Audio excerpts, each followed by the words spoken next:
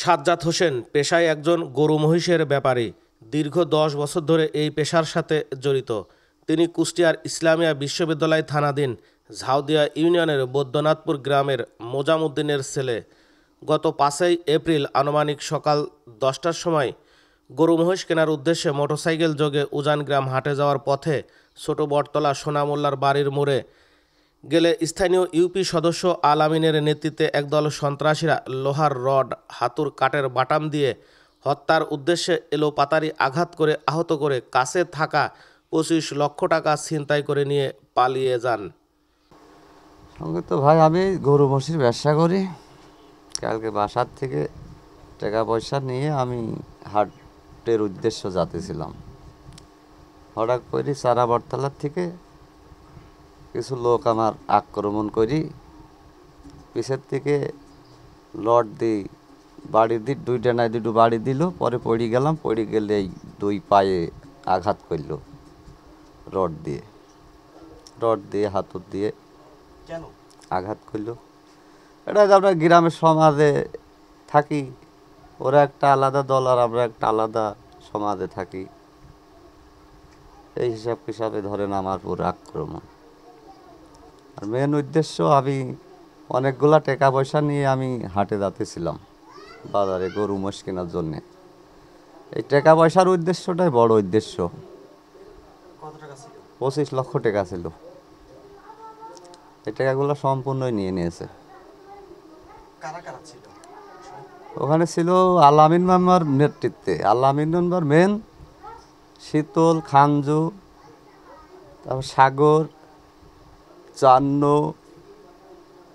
কনক, আর আমার এখান থেকে সাংবাদ দিছে যে মনিরুল আর হইলুগা মুবারেক আর এই যে মামুন সাংবাদিক।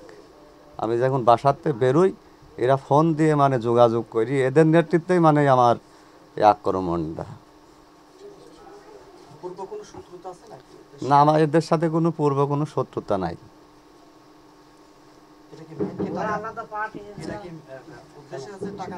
জি, এই টাকাটা নেওয়াই বড় উদ্দেশ্যদের। পূর্ব কোনো শত্রুতা নেই এদের সাথে। এখানে একটা কথা উঠে আসছে যে সর্দার গোষ্ঠী এবং মন্ডল গোষ্ঠী। জি, এটা যদি একটু ক্লিয়ার করতেন। সর্দার গ্রুপ, আমরা সর্দার গ্রুপের সমাজে আমরা থাকি, আর ওনারা হলো মন্ডল গ্রুপের সমাজে। মানে মূল উদ্দেশ্য যে আপনার কাছ থেকে টাকা ছিনতাই করার। জি, যা ছিনতাই করার জন্য মানে আমাকে আক্রমণ করেছে, মানে টাকাগুলা ডাকাতি করে নেবে এই উদ্দেশ্যে ধরেন আমাকে আক্রমণ করেছে। নিয়েছেও তাই। জি, আমি মামলা করেছি। আসামি ১০ জন। না, অ্যারেস্ট এখনো হয় নাই। আপনার মাধ্যমে আইনগত একটা ব্যবস্থা দিতে, প্রশাসনের মাধ্যমে যাতে আইনত একটা ব্যবস্থা ভালো বিচার হয় সেটা আপনার কাছে প্রত্যাশা করছি। আশা করছি যাতে ভালো সুষ্ঠু বিচার হয়।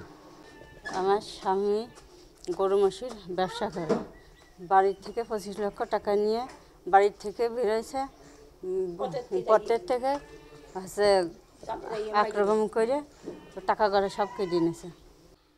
এই ঘটনাকে কেন্দ্র করে ভুক্তভোগী পরিবার ইউপি সদস্য আল আমিনকে প্রধান আসামি করে ১০ জনের নামে ইবি থানায় একটি এজাহার দায়ের করেন।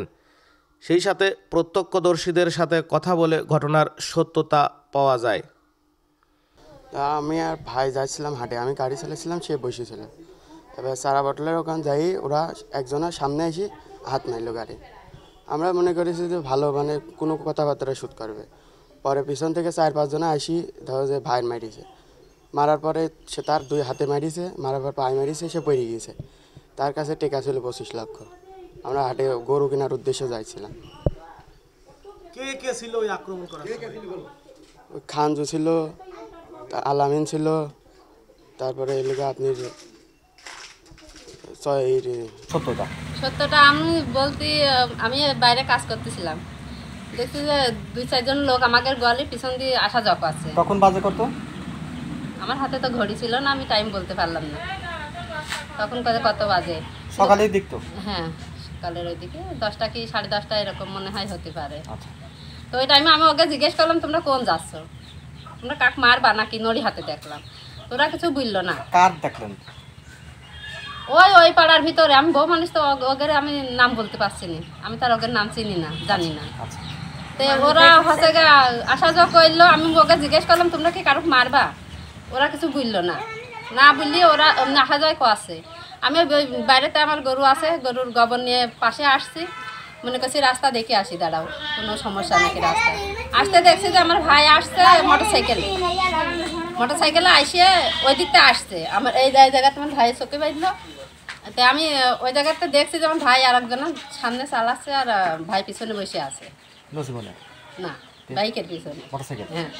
তো ওই জায়গাতে হচ্ছে আমি এই জায়গাতে যাতে এই জায়গা নিয়ে চলে আসলো, গাড়ি চলে আসলো এই জায়গাতে। এখন আমার বাড়ির ভিতর দিয়ে যাই মারলো কি তা জানি না, কি ওই ধারের ভিতর ওই দিক যাই মারলো, ওই দিকটা এসে আমি এদিকে বলতে পারলাম না। তো আমি যাই দেখছি যে মারছে, 3-4 জন মারছে। তা আমি গোবরের গাবলা ফেলাতে বলছে তোরা মারিস নি ঢাক, আর মারিস নি, যা মারিছি আর মারিস নি। তাই বলে আমি গোবরের গাবলা ওই জায়গা ফেলাতে ওকে যাই আর কেটে ধরে ঠেকাচ্ছে, ওরা ঠেক মানলো। মানার পরে এদিকে আর ওই যে আমার যা টারা ছিল ওরাও ঠেকাইলো, মার হয়ে গেলে তারপরে সব গেল, ওরা ঠেকাই দিয়ে অনেক লোকে আবার গুছাই গেল ওই জায়গাতে সব থামাই। আচ্ছা, মেম্বার কি মারার সাথে জড়িত? মেম্বার মারার সাথে জড়িত পরবর্তীতে, মানে এই জায়গায় যখন লাঠি খাটি দিয়ে মারে তখন ছিল না, সবাই বাইকে কইলো যে তোমরা চলে যাও। মানে এখানে যারা মারাধরা করে, যারা মারে, তাদেরকে কাউকে চিনেন? দেখলি চেনবো না, কিন্তু নাম জানা নেই। আচ্ছা, তারপরে হচ্ছে মোটরসাইকেলে জাতি ওই আলামিনগর ওই জায়গাতে একটা থাপ্পড় দিল, ওই কানে লাগলো কি মাথায় লাগলো, আমি এই যে তফাতে দেখলাম একটা থাপ্পড়। আলামিনের মেম্বার। কাকে মারলো? আসামি মনিরুল ও মামুন জানান, আমাদেরকে মিথ্যা মামলায় ফাঁসানো হচ্ছে। মনিরুল ইসলাম, আমি গ্রামে কোনো দল নেই, আমি ব্যবসা বাণিজ্য করি। হয়তো আমার ব্যবসার ক্ষতি করার জন্য এটা ষড়যন্ত্র করছে, আমাকে এটা দোষী করছে। বিষয়টি যিনি আমার নামে অভিযোগ করেছেন এবং আমার পরিবারের সম্পর্কে যে অভিযোগ দেওয়া হচ্ছে, এটা সম্পূর্ণ ভিত্তিহীন, যার কোনো সত্যতা নেই। বলা যায় যে একতরফা তার ব্যক্তিগত স্বার্থ হাসিল না হওয়ার উদ্দেশ্যেই সে আমাদের নামে এবং আমার ব্যক্তিগত নামে অপবাদটা দিয়েছে। আপনারা জানেন যে আমি সাংবাদিকতা করি এবং এই সাংবাদিকতার মধ্য দিয়ে হয়তোবা একতরফা কোনো বিবেচনা আমি না রাখাই এক দল বেদলের মধ্য দিয়ে তারা তাদের স্বার্থ হাসিল না করার কারণেই কিন্তু মূলত সেই জায়গায় আমি প্রশাসনিক যোগাযোগের মধ্য দিয়ে এলাকাকে শান্তি শৃঙ্খলা শান্তশিষ্ট পরিবেশে কোনো অপ্রীতিকর ঘটনা যেন না ঘটে, সেই ক্ষেত্রে দুই গ্রুপের যে রক্তক্ষয়ী সংঘর্ষ হতে চেয়েছিল সেটা কিন্তু আমি ইতিমধ্যে আমার ফেসবুক আইডিতে আমি সেগুলো পোস্ট করেছিলাম। হয়তোবা তাদের ব্যক্তিগত স্বার্থ হাসিল না হওয়ার কারণে আমাকে এখন জব্দ করার কারণে হয়তো আমার নামে এইরকম মিথ্যা ভিত্তিহীন একটা অভিযোগ দায়ের করছে, তাছাড়া এটা কিছু না।